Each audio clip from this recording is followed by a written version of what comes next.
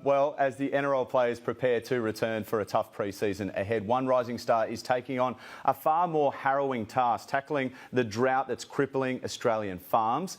Instead of partying in the off-season, Penrith centre Brent Naden is working out west on a property in central west New South Wales, hoping to make a difference. Trent Simpson followed this exclusive report from his own family farm.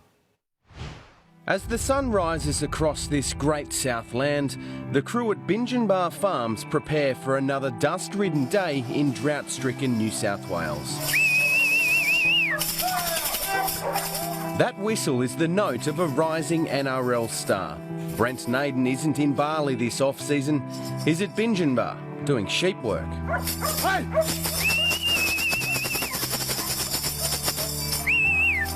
I've worked at it before. Just a couple of days a week, just give them an extra hand. A little bit goes a long way these days for farmers, so anywhere I can help, I'm more than happy to. The Panthers centre was sitting at home in Wellington, in central west New South Wales, when a friend asked for a helping hand. He jumped at the opportunity, not for money or necessarily loving the work, but in some way to give back. This is my glitz and glamour. I like getting down and dirty and a bit of dust. No, I'm sick of the dust. I wish it would rain, to be honest. But no, I like you do something you love and you don't have to work a day in your life. And I guess footy's that. And this also keeps me grounded as well. Doesn't let me get too far ahead of myself and get arrogant and cocky. The property that Brent is working on has been in the Simpson family since 1868. 3 generations currently live on the farm, and it just happens to be where I call home. The current state of the land is the worst that I've ever seen. My parents and my 2 brothers are in the fight of their life to stay on top of the drought, and being a proud Wellington man, Naden knows all too well what the region is dealing with. Just driving out there, it's just sad. You just got to feel for the farmers because, like, we're driving, we didn't see no sheep, so obviously they've just sold up shop and they're ready to just give it away, and it's sad to see too. Growing up in Wellington wasn't easy for Naden. Having that surname wasn't either. He's related to Malcolm Naden, a convicted murderer who once was Australia's most wanted fugitive. I've carried my last name with pride, I guess, because there is a lot of us out there that it's just one person's slip up, and a lot of people judge our family off him. But I carry my name because it's pretty much my father's name and my grandfather's name, and I've carried it with pride and respect, you know. Wherever I go, I take my family with me. I'm getting teary thinking about that now. His last name isn't the only thing he carries with pride. Brent is passionate about his Indigenous heritage. Yeah, I'm a proud Wiradjuri man.